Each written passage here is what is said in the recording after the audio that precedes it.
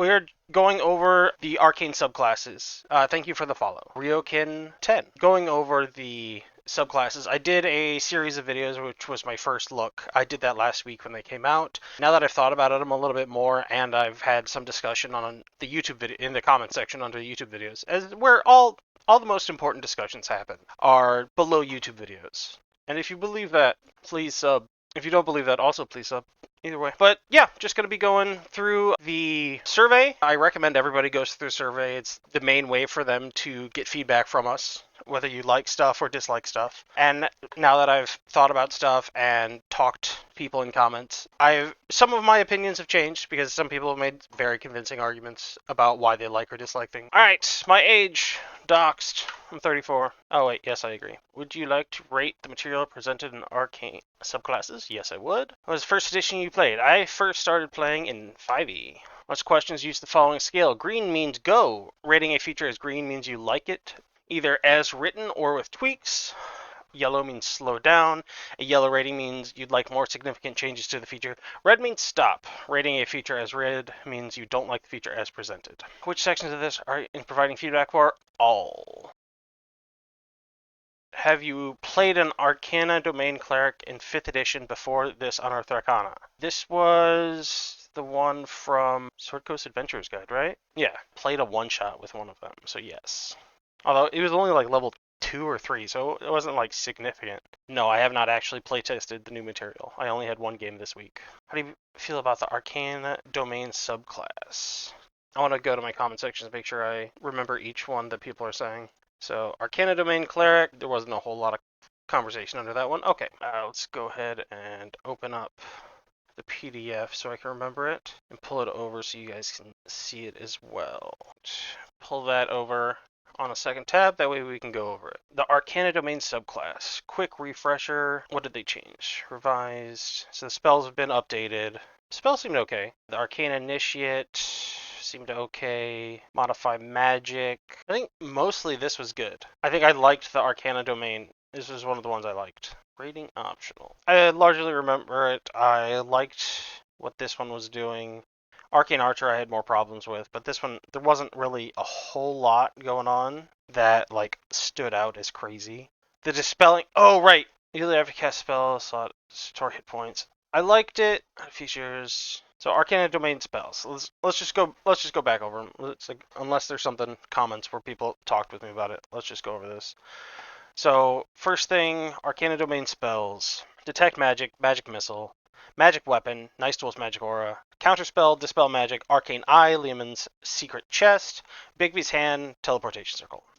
Those are all great spells. Arcane Initiate, Proficiency Arcana Skill, Expertise in Arcana Skill, 2 Wizard Cantrips. This is great. Modify Magic, Fortifying Spell, 1 target of the spell gains a number of temporary hit points equal to 2d8 plus your Cleric level. Tenacious Spell.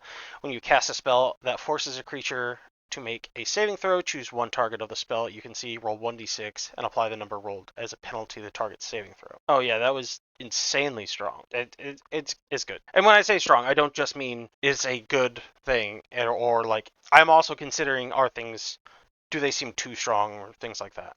Dispelling Recovery. Immediately after you cast a spell with a spell slot that restores hit points to a creature or ends a condition on a creature, you can cast Dispel Magic on the creature as a bonus action without expending a spell slot. So basically, if you cast a spell magic, you can cast a spell magic again for free. Or I guess like a lesser restoration also would work. Guilty or Wisdom mod. Yeah, Dispelling Recovery is good. Arcane Mastery. 4 wizard spells, 1 from each of the levels 6, 7, 8, 9. Thereafter, always have those spells prepared whenever you gain a cleric level. Place one of these spells with another wizard spell at the same level. Yeah, it's perfectly fine. So why did I rate Arcana Domain spells? All of these spells seem thematic as a cleric in tune with...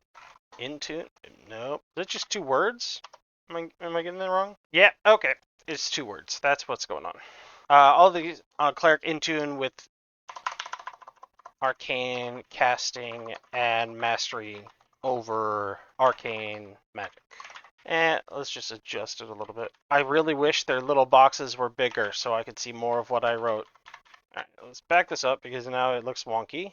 All these spells seem thematic for a cleric dedicated to mastery over arcane magic. Yeah. There we go. Why did you rate level 3 in Arcane Initiate as green? Optional. Expertise should be good. 2 wizard cantrips. It's just good. You don't really need to explain it. Why did you rate level 3 modify magic as green? It's optional. Yeah, well, we should be taking it seriously, I guess. It's not that I'm not taking it seriously. Just in general, modify magic was the fortifying, so the channel divinity, fortifying spell of temp HP. So it's sort of a thematically, I guess, like a barrier. And then the other one is just tenacious spells is crazy strong. Like, is it too strong? Channel divinities, you only get like 2 or 3, so it's, I don't know. It's good. Like, you can bear down on specific things. It might cause problems with like a single big bad fight, but even then, you've already got legendary resistances that you're playing against. So if you save it up, you can just use this to burn legendary resistances because you can basically ensure they're not gonna succeed. And it's no more strong than, what was it, Lore Bard, that can cutting words things. Alright, I think we're good here though. Have you played Arcane Archer? I did not. Have you playtested? I did not. Arcane Archer. There's a couple of comments under this one. They boosted the effects of weaker ones, scaled the damage throughout the subclass, and gave us more uses of Arcane Shot to last an entire fight. Not having to wait until level 18 to increase the damage was brutal with the old version.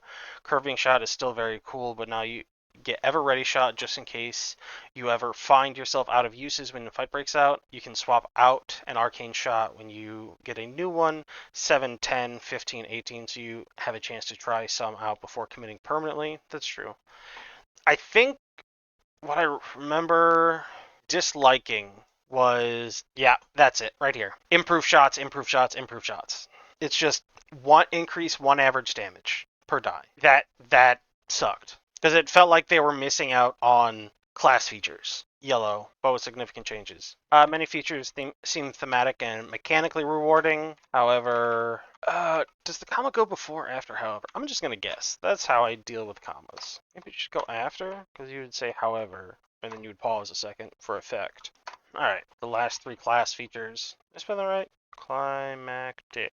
I guess I spelled that right. I think so. So, is it Arcane Archer lore? That's fine. I believe that was mainly the same. Yeah, Arcane Archer lore was fine. Arcane Shot. Learn to unleash special magic effects. These are the different Arcane Shot options.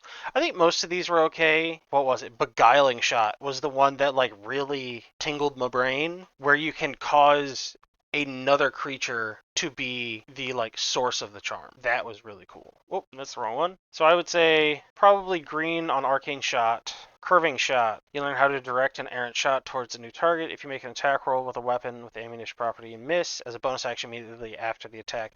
Oh, right. I kind of wish, yeah, the Curving Shot, I understand where it is, but I feel like it would feel better to be able to make the bonus action attack. Like, having to already be in a failure state to get a feature feels bad. Like, this makes the failure feel less bad, but you are a fighter, so you're going to have most likely you're going to have the archery fighting style for additional +2 to hit. So the fact that you have things already to make you better at shooting, presumably you're going to be hitting an additional 10% of the time. So the fact that you're better at it means that you will be getting less use out of your level 7. So I think that's a yellow feature. Ever Ready Shot. When you roll initiative and have no uses of Arcane Shot left, you regain 1 expended use of it. So at level 7, you can make 1 Arcane Shot per combat. How many do you get in general? Number of times equal to your intelligence modifier. Regain all expended uses when you finish a short or long rest. Oh, that's fine. I would say most times you'll short rest between major encounters, so having Ever Ready Shot is fine. Ever Ready Shot is fine. This is green. Alright, now these, red, all the way. Like, die upgrades, generally okay. But 3 in a row after level 10. So after level 10, you're just getting 1 average damage per, and that's awful. That's no fun. Archery, fighting styles, +2 to hit. You are still 10% of the time, meaning you will get less benefit from a feature that requires you to fail first. Alright, red. This one, average damage per die. So what is it? Wait, okay. At 10, 15, 18 for 8 levels. It replaces 3 potential subclass features starting at level 10. So after level 7, you get no more benefit. You don't really get a benefit from your subclass. Plus 1 average damage per die replaces 3 potential subclass features, period. Starting at level 10, you basically get no more, how do we word this, flavor from the subclass. And just copy paste that. Tattooed Warrior, oh my god, this one was rough. No, red. This is the one, yeah. So the beast tattoos, most of these were like not good, but the big problem doesn't come until later. Because you got 2 of these, it's lights, and when you expend 1 focus point to use patient defense, step the wind, you gain blind sight. It's okay. It's kind of weird that it's giving you light and blind sight at the same time. Let's see if there's any major discussion going on this one. Nope, not really. Okay. Yellow, and then, so yeah, guidance cantrip, you miss a creature with an attack. It's got the same problem as before, you have to fail. And then horses sucks, because it's like, what you're really missing as a monk is 10 feet of movement. Like, you're the fastest person in the game. You are the Flash, essentially, and 10 feet of movement isn't going to make or break you. You know, the mending cantrip, when you hit a creature with an attack granted by your flurry of blows, the creature has disadvantage on its next attack. Roll before the start of your next turn. I guess it's okay. Know the Spare the Dying, and 1 focus point cast False Life without material components. Tortoise was okay. So I would say yellow for this feature. And then Beast Tattoos. Oh wait, what did I just mark? Magic Tattoos. Did I misread the thing? Oh, it literally just, you can change a magic tattoo on a long rest. Don't all the others say that? Hold on, am I missing something? You gain the magic tattoos described by your feature by other features in the subclass. The tattoos appear on your body wherever you wish. Damage or injury doesn't impair them. Tells you about your DC. Whenever you finish a long rest, you can shape. So this is very much a non-feature. So this stuff is basically what should have just been rolled into the others. So it doesn't need to exist. So it's red. Beast tattoos were a yellow, because some were okay, others just... Celestial tattoo. Comet, absolute trash. No, unequivocally. It was bad. 2 focus points to cast Find Traps. Alright, I spend 2 focus points. If your success state is knowing there's traps, your fail state is knowing there's no traps. Even when you succeed, you don't really succeed. You don't get anything out of the success other than, okay, now I know I need to check. Whereas you could have just checked and saved focus. 2 focus points to cast Misty Step. In the case where you need to, like, climb something or teleport vertically, sure. Otherwise, you're a monk. 1 focus point for Step of the Wind. Which I think you can dash now as a monk as a bonus action. I think that was one of the things I talked about. So yeah, it's not really necessary. Eclipse, you expend 2 focus points to cast Invisibility without material components. That one's okay. Sunburst, you expend 2 focus points to cast Lesser Restoration. Not really worth it. Lesser Restoration, blinded, deafened, and paralyzed. If you're paralyzed, you're not using it, you can end paralyzation on somebody else. But otherwise, you could use it to end blinded or deafened on yourself. But it is... And you only get 1 of these at a time, so you have to choose it over Eclipse. So, yeah, red. Nature Tattoo, I think this was the one I actually liked. Yeah, this is the different resistances. And then Monster Tattoo was another red. Beholder, fly speed of 10 feet. You can cast Counterspell. It doesn't tell you what level you cast Counterspell, so I'm assuming it only means at its base level. Blink Dog, spend focus points to use Patient Defense. You can expend 3 focus points to cast Blink. This is worse than just using Patient Defense 3 times. Displacer Beast, this one's actually good. Guardian Naga, I remember talking about this one before, is basically if you can exchange your things, right? After each long rest? Yeah, when you finish a long rest. So if you ever needed Guardian Naga, you wouldn't ever prepare it. You would only prepare it when you already knew you needed it. So Displacer Beast was always the best choice for this. So this one's a red. This is a non-feature. Basic explanation could just be rolled into each tattoo feature. Beast tattoos as yellow. Why am I getting pinged? Okay. Beast tattoos. Okay, how many of these are decent? Butterfly is silent image and light cantrip. Oh wait, bat. Bat is dancing lights and blind sight, which seems like a weird... Well, you always know dancing lights, I guess. Light cantrip, silent image, minor illusion cantrip, disguise self, Crane. Horse is just bad. Crane was the good one, but it is the thing that you have to fail for it to get it. Mending Cantrip. Spider was okay. Crane was okay. Horse was bad. Tortoise was okay. So what was it? Bat, Butterfly. Chameleon has a place. So Bat, Butterfly, Horse. Bat, Butterfly, and Horse. Alright, so Bat, Butterfly, Horse. Bat. You don't need plus 10 feet of movement on the monk. You know, the message cantrip, you can expend 1 focus point to cast Long Strider without material components. Double your speed for the same focus cost. Alright, Butterfly, Light Cantrip, Silent Image. Like, it's kind of meh. Oh, I'll remove it from this, actually. It's just not, like, exciting. Blind Sight for 10 feet for 1 minute seems strange. Wait, so Blind Sight for 10 feet. So you're using Patient Defense, which gives you dodge. If something is invisible, they would have advantage to hit you. If you're using dodge, they no longer have advantage, it's just flat. But if you... Okay, no, this is actually perfectly fine. I'm dumb. Blind Sight with a range of 10 feet. If something's invisible smacking you, normally advantage, disadvantage just nullify each other for straight attacks. This removes their advantage and imposes disadvantage, meaning okay, no, bad is perfectly fine. Horse is just bad. This one's on me. Celestial Tattoo is red. Find Traps is bad. Can't just say it's bad. You gotta say why it's bad. Success on Find Traps does not feel rewarding. Extra ease for extra feeling. 2 focus seems... Or this feature would never be the chosen option, as it is a trap option. I said this whole feature. I need to specifically say Comet. Let me say Crescent Moon, Misty Step. I can see where people would want that. Like, I don't think it's that good of a choice, but I could see people wanting Misty Step on a monk. Eclipse is always good. Sunburst seems like it would never get chosen. Seems like a weak choice when compared with Crescent Moon and Eclipse. Nature Tattoo is green. That's always good. Alright.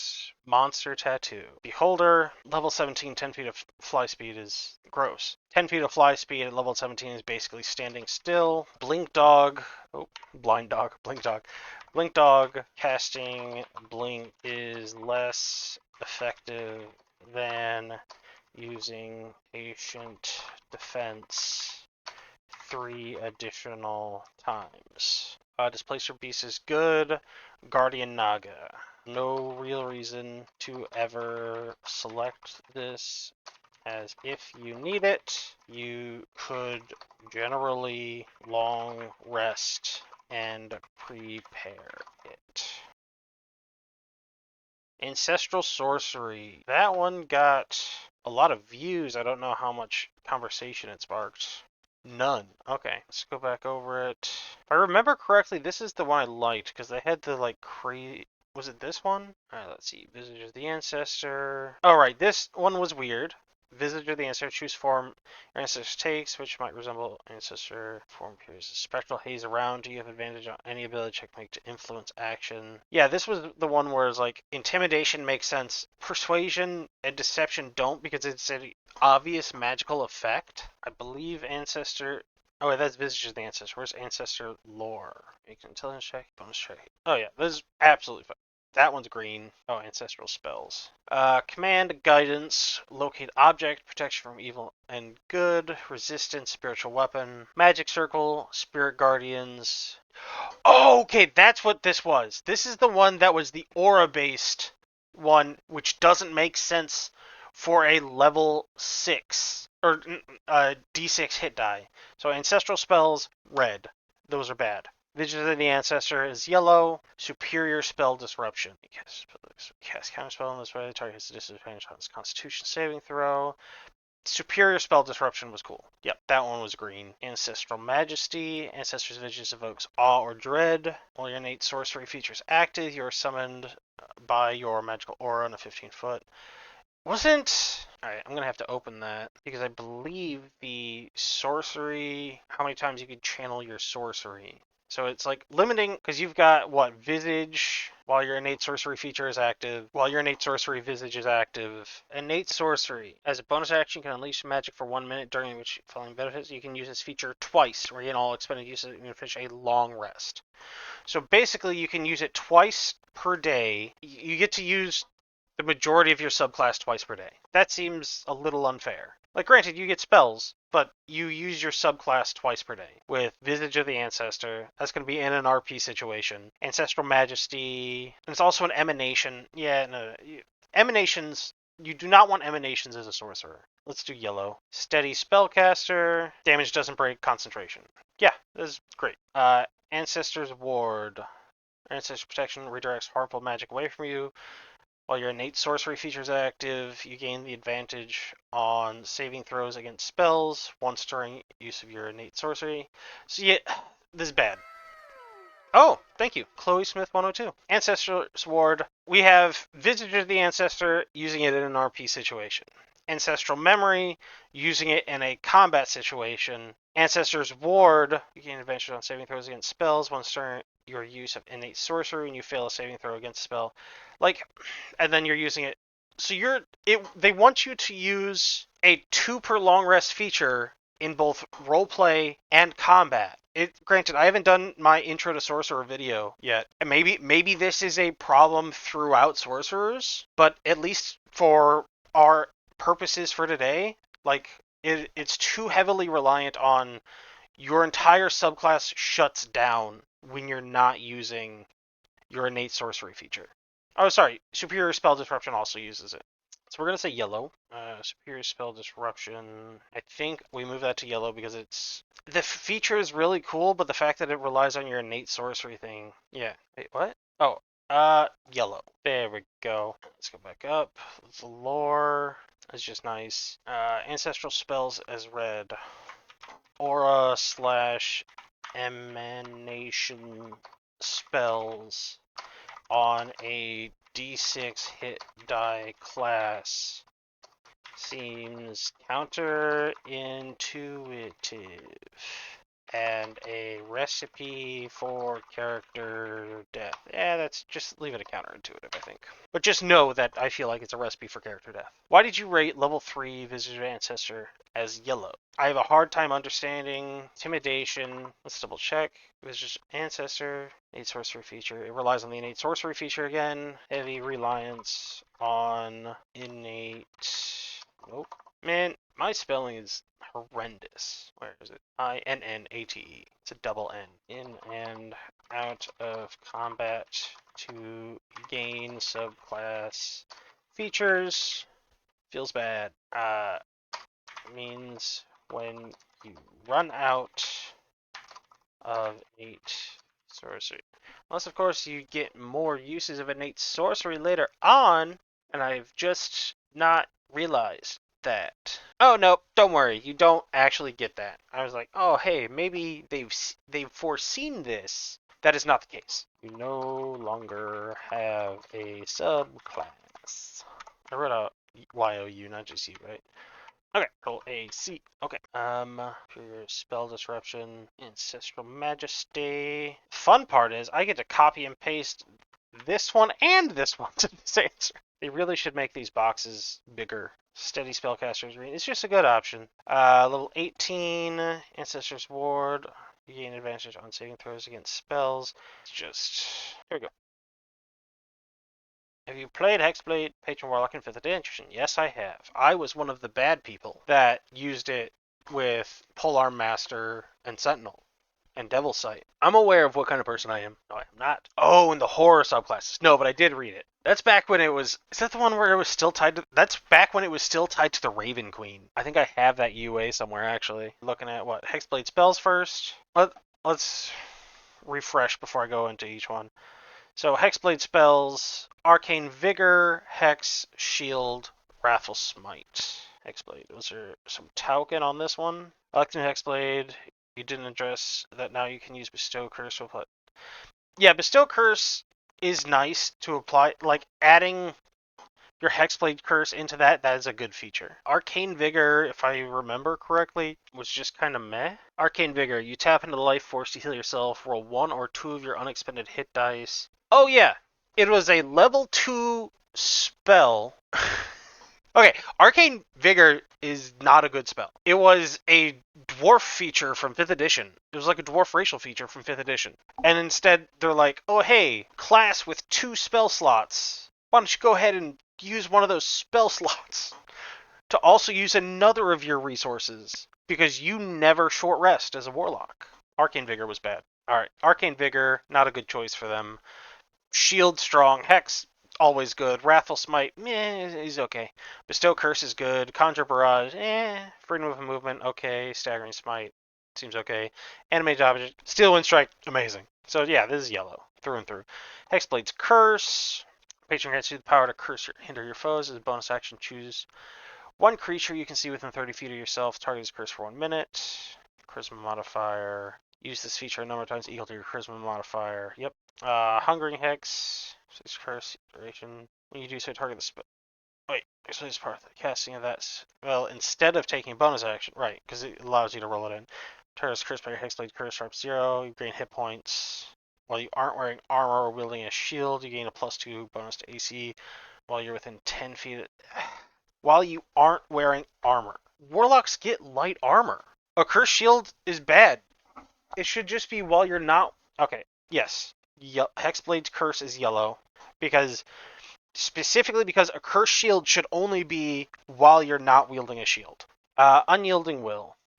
When you succeed a saving throw to maintain concentration, each creature of your choice and 10-foot emanation originating from you takes 2d6 necrotic. Once you use this benefit, you can't do so again until the start of your next turn. In addition, when you fail a saving throw, this is cool. You choose to succeed instead and gain a number of temporary hit points. When you fail a saving throw to maintain, you choose. Yeah, the Unyielding Will is green, is awesome. Malign Brutality, granting you the following benefits. After you cast a level 1+ spell that has casting time of an action, you can make one attack as with a weapon as a bonus action. That's worded weird. They should say weapon attack, but okay. Hindering Curse, when you hit a creature cursed by your Hexblade's Curse with an attack roll, the target has disadvantage on the next saving throw it makes before the start of your next turn. This really leans into the Gish stuff of weaving melee attacks or at least weapon attacks and spells. Hexblade's Curse ends its turn 30 feet or further from you. You can move up to your speed straight toward the target without a reaction. Turn 30 feet or further from you. You can move up to your speed. In this game, I'm going to be honest, and this is a nerf that people probably aren't going to agree with me on, but this should take your reaction. Okay, so Malign Brutality is yellow, even though it's pretty good. Armor of Hexes. When you take damage from the target cursed by your Hexblade's Curse, you can take a reaction to reduce the damage taken by an amount equal to your Warlock level. Yeah, that's fine. It's weaker than it used to be, where it was just 50% not to get hit or something crazy. Masterful Hex. Curse Critical. This one was kind of weak. For a 14, it was yellow. Alright, so overall Hexblade is yellow. Hexblade spells as yellow. Arcane Vigor. I'm going to have to reread the spell. Oh, right. Burns a spell slot, which a warlock already has few of. Has few, don't say of. And also hit die are rolled on short rest, and warlocks want short rests. Hexblade's Curse is yellow. Too far up. Alright, a cursed shield shouldn't be limited by wearing armor, only by not wielding a shield. That one's green. Malign Brutality is yellow. Inescapable Hex should probably be a reaction. Aha! I'm not the only one who makes typos. They got a bracket there. Why did you rate level 14 Masterful Hex as yellow? This is a more limited version of the champion subclass feature. 11 levels later. And then Explosive Hex. When you deal damage to the target cursed by a Hexblade's Curse, you can cause your curse to explode with sinister energy. The target and each creature of your choice is 30-foot emanation originating from the target takes 3d6 necrotic, psychic, or radiant damage, and their speed is reduced by 10 feet until the start of your next turn. Once you use this benefit, you can't use it again until you finish a long rest unless you expend a packed magic slot. No action required to restore your use of it. So it's 3d6 necrotic. So it's an AoE smite, basically. And this is each creature goes third variation of the target cause your curse to explode with sensation. The target and each creature of your choice in a 30-foot emanation originating from the target take 3d6 necrotic damage, and their speed is reduced by 10 feet to start next turn. You're burning 5th level spell slots for 3d6 AoE. Explosive Hex. You're spending a 5th level spell slot to burn 3d6 AoE. That definitely seems undertuned when a 3rd level is like, granted, you're not supposed to count Fireball, but like, it's Fireball. It's 8d6 AoE. What's the range on it? In a 30-foot emanation, so slightly bigger than Fireball. But also Fireball, you don't get to choose, you just toss it, and this you're getting to choose is, You regain 1 expended use of Hexblade's Curse when you finish a short rest. Hex Restoration is good. I am all for allowing you to use your subclass more. When you're playing the game, you should be able to use your subclass. You should not be gated. I understand there's balancing, but you should not be overly gated on using your subclass. You should be able to play the game. Conjurer. Any talk on it? Not even a little. It's allowing you to teleport. Oh yeah, it was basically better Misty Step as you leveled. Yeah, Conjurer I'd say was green. Let's go through. Put on Transposition. Yep. Conjurer Savant. Just get more. All of the Savant features I think I liked. It's just you can do a little bit more of your school. Like, this seems a little weak on its own, but you also get it at this level, same level as Durable Summon, so that's perfectly fine. So Benign Transposition is good. Conjuration Savant is good. Distant Transposition, Durable Summons is good. Focus Conjuration, taking damage can't break your concentration on conjuration spells. That's good. And then Quick Transposition, use it as a bonus action. You can also use it as a reaction. Yeah. Oh, right. And if you have the Berserker Barbarian in your party, they can use the Retaliation feature. So this combos well with Berserker Barbarian. So yeah, this is just green all the way through. Enchanter. Oh yeah, this is the one I remember talking about a little bit. Enchantment Wizard has been majorly nerfed. This was Andrew Haynes' S3V. Enchantment Wizard has been majorly nerfed and isn't good and actually charming and manipulating minds anymore. Vexing Movement is so situational as wizards shouldn't be in a position where you need to dash. The power has nothing to do with mind control. Reflective Charm, a major nerf from the Instinctive Charm, reducing damage instead of avoiding it entirely, which with positioning was easy to do, is bad on a class with low HP. Split Enchantment now no longer works on iconic mind control spells like Suggestion. Big nerf. We have lost the ability. Wait, what? Oh, wait, we have lost the amazing Modify memory ability and gain a quasi healing ability. Again, nothing to do with mind control. A very weird, unthematic mix of abilities that mean enchantment wizards are not great at the one thing they're supposed to do, mind control. Then I responded to this when I actually looked into it. When reading through class, Vexing Movement sounded fun, but Hypnotic Gaze absolutely blows it out of the water. Alright, so let's go back down. Was it Vexing Movement? It was funny, I remember. It gave a funny image in my head, but it was not good. You cast an enchantment spell using an action, a spell slot, you can take both the dash and disengage action. So you would that and then Zoidberg. Yeah. Enchanting Talker. You take the charisma check, you gain a bonus equal to your intelligence. Yeah, that one was good. Perfectly fine. Enchanting Talker was good. Enchanting Savant. That was the first one he had a problem with. Oh wait, no. Enchanting Savant was good. Vexing Movement was bad. Initially, when I was going to say Reflexive Charm is better, but rereading Instinctive Charm a few times, I think it beats out Reflexive. Instinctive is only limited to long rest per target if they make the save. Yeah, so basically, Instinctive Charm was just significantly more better and flavorful than Reflecting Charm. Split Enchantment. I think that's the one I might have. Yeah, I think Suggestion being on 2 people Like, split enchantment is probably fine. Like, I think some people are going to be upset that suggestion you can't do it, but suggestion is sort of an instant win button in a lot of cases. And being able to do that on 2 targets at once. Like, granted, you're level 10, but turning off a level 10 encounter seems bad for health of the game. Bolstering Belief. What did I say? I disagree with your take on Bolstering Belief. Power Word Fortify is a good spell. Alright, this is the one where I changed my mind like halfway through writing, I'm pretty sure. Power Word Fortify is a good spell, and their feature buffs it even more, granting advantage against Fear and Charmed while the temp HP remains. I can understand it not being about mind control, since there's more to the enchantment magic school than just mind manipulation spells. However, it seems there's a good number of enchantment spells wizards just don't get access to. I can see this feature feeling out of place. So yeah, it is not good. Also, I'll put it in that one. Actually, yellow. Oh wait, no.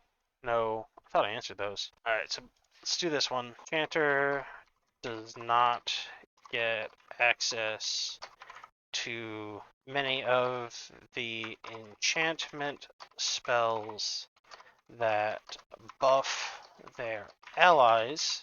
So gaining this as a capstone ability, capstone feature, feels out of place. I think they should get access to Bless. There, I said it. Vexing Movement. Nothing really to... Has nothing to do with the subclass other than tying it to enchantment spells. Hypnotic Gaze was more mechanically useful and thematic. Well, it was a long rest. Also, there's no cost to recharge, and there's the flavor of turning the attack. So what was it? Instinctive Charm. I believe that's what it was called, right? Instinctive Charm. Yeah. So Instinctive Charm. Was it Instinctive Charm that let you turn it, or was Reflexive Charm the one that let you turn it? Instinctive Charm allowed you to divert an attack to a new target. I don't know if I said to a new target, which feels more thematically and mechanically relevant. Then I already did the last one.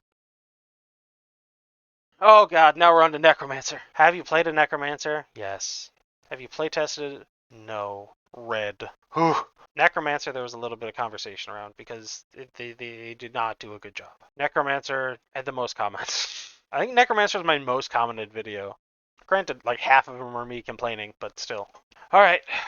Necromancy Savant was green. Let you learn more stuff. Necromancy Spellbook was red. Grave Power, following benefits. You can use Arcane Recovery. Your exhaustion any decreases by 1.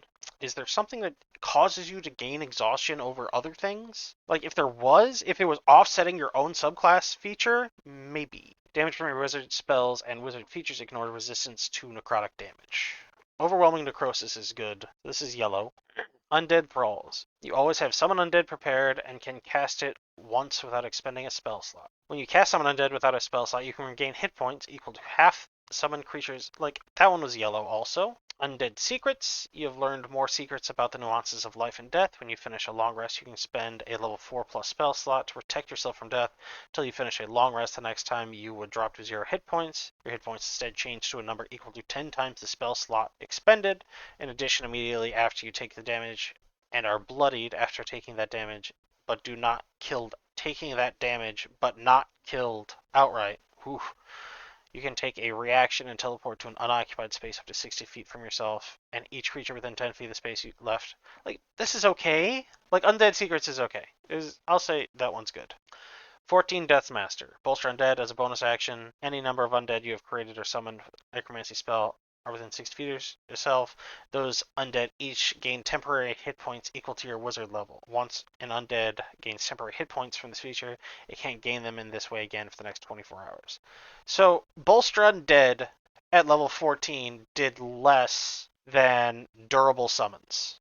Because durable summons, like, granted, durable summons affects conjuration, and this is something I was incorrect about before. Durable summons is what? That creature gains temporary equal to twice your wizard level. And that's a level 6 feature. Why can't our level 14 feature be double your wizard level? When you use Grim Harvest, the creature that gains temporary hit points gains one of the following benefits for your choice. Target has advantage on attack rolls, target has advantage.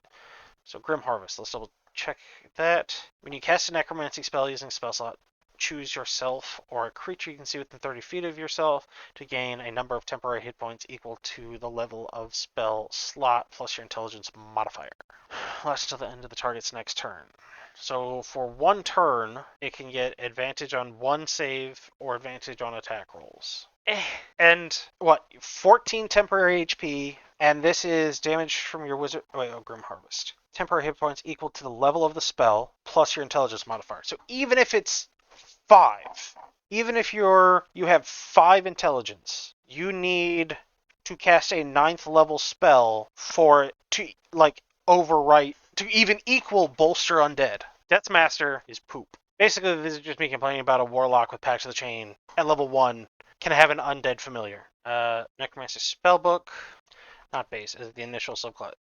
As the initial subclass feature, this should be the key to the theming of the subclass. Instead, it grants. So what does it grant exactly? Resistance to necrotic damage. Okay. When you cast it, temp HP, intelligence plus your spell mod. And let's double check false life. How much does false life at rank 1 give? 2d4 plus 4. So the average of a d4 is 2.5. So that's 5 plus 4 is 9. Let's see. Cast a spell plus your intelligence modifier. So you need. So if you're level 3, so likely you're going to have a 3, like if you're really trying, you're going to have a 3 intelligence. And you're going to need to cast a 5th level spell to get as much as... No! Oh, right. Okay, so yeah, this is bad. Because, what is it? I just did this. Hold up. Because it's another Warlock invocation that you just get for free. I think it's level 2. Is it level 1? That's Armor of Shadows. No, it's not level 1. Fiendish Figure, right here.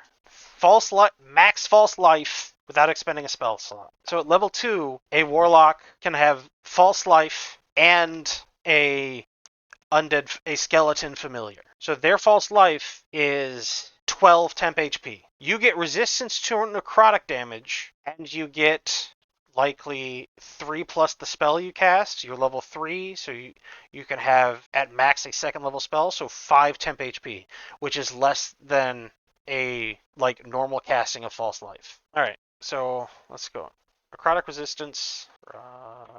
Just a situation. Necrotic resistance is a situational passive bonus. Yeah, the big problem is Grim Harvest. Not to mention the Eldritch Invocation, Fiendish Vigor, that grants 12 temp HP paired with, Grim Harvest. Acidic grants necrotic, which is somewhat flavorful, is just situational. Passive bonus. Grim Harvest, when you gain it, is worse than the average outcome of a level 1 false life, not to mention the Eldritch Invocation, Fiendish Vigor, that grants 12 temp HP, which, to equal with Grim Harvest, would require casting a... What? You would need... So if you're plus 3, so plus 3 for 12, you'd be a 9th level spell. That ain't happening. You'd need to be casting a... So at a plus 4, you'd still need an 8th level spell. You're going to be a plus 5 before that happens. So you're going to need to be plus 5 with a 7th level spell. That's what? 5th is level 9, 6 is 11. Level 7 spells are level 13. You would need to be level 13 before you can require a minimum level of rank level, a minimum level 7 spell and plus 5 intelligence. Intelligence just looks weird, meaning the player would need to be level 13. Alright. As the initial subclass feature, this should be the key to the theming of the subclass. Instead, it grants necrotic resistance, which is somewhat flavorful, but is just a situational passive bonus. Grim Harvest, when you gain it, is worse than the average outcome of a level 1 false life. Not to mention the Eldritch Invocation, Fiendish Vigor, that grants 12 temp HP, which to equal with Grim Harvest would require casting a minimum level 7 spell and plus 5 intelligence, meaning minimum level 13. Minimum player level 13. Alright, let's see. What was the next one? Grave Power. Grave Resilience. if the class had a feature that incurred, I know that's a word, I'm spelling it wrong. Okay. That incurred exhaustion, and this was a means of negating that, it could make sense. And then, what was the other part of it? Overwhelming necrosis is flavorful, if not a bit late in the game, since a necromancer generally wants necromancy spells, making them worse at fighting undead until what, level 6? Yeah, which conflicts with the subclass theme. Undead Thralls. Always have summon undead prepared and can cast it once without expending a spell slot. When you cast Summon Undead without a spell slot, you regain hit points equal to half the summoned creature's total hit points, but doing so halves the creature's hit points. Once you cast a spell without a spell slot, it must finish a long rest. It's just, Duskmaster, Harvest Power. Wait, let's do it in order. Bolster Undead. As a bonus action, choose any number of undead you can create. Dead is much weaker than the level 6 Conjurer feature that does something similar. And let's see. Harvest Power is almost never useful, as temp HP does not stack, and the HP from Grim Harvest is quite low. I had a lot of feelings about the Necromancer, if you couldn't tell. Transmutation Savant. I think I generally liked this one, because the first part was okay. The Savant ones are always good. Wondrous Enchantment was good. Oh, Enhancement, my bad, not Enchantment. Transmuter Stone, yeah, this is green. Split Transmutation was green. Potent Stone, Transmute Stone, more versatile, choose up to 2 options. Yeah, that was good. And then Master Transmuter, Restore Youth, I think this one was yellow. Panacea Bearer regains number of hit points equal to twice your wizard level, so it's 28 at this level. Ends a curse, including the target's attunement to a cursed item. But this also consumes your stone, which is what, once per long rest? Yeah, when you finish a long rest. Restore life, cast Raise Dead. So Panacea was kind of okay, but it's just a weird way. Restore life was good. Restore youth is incredibly situational. So Panacea, this one was yellow. Overall, green. No, I've not. No, I did not. There's a strange mix of effects for Panacea. Restore life, situationally useful. Of subclass features until the end of the next long rest. Yeah, the Panacea seems like a strange mix of effects. All right, I didn't say which one I was talking about. Restore life, situationally useful and worthy of losing subclass features until the end of the next long rest. And then what was it? Restore youth seems incredibly out of place and so situational, it is likely never to come up. Which country am I from? United States. Happy 4th of July. I am white. Okay. Oh, they don't call them Caucasian anymore. Euro-American. Okay. That's why I couldn't find it. I'm a man. I am probably going to edit this VOD down a little bit and put it up on the YouTubes with a link to this survey. Because everybody that participated in it should... There's only one way for them to get your feedback. It's for you to tell them. It's as simple as that.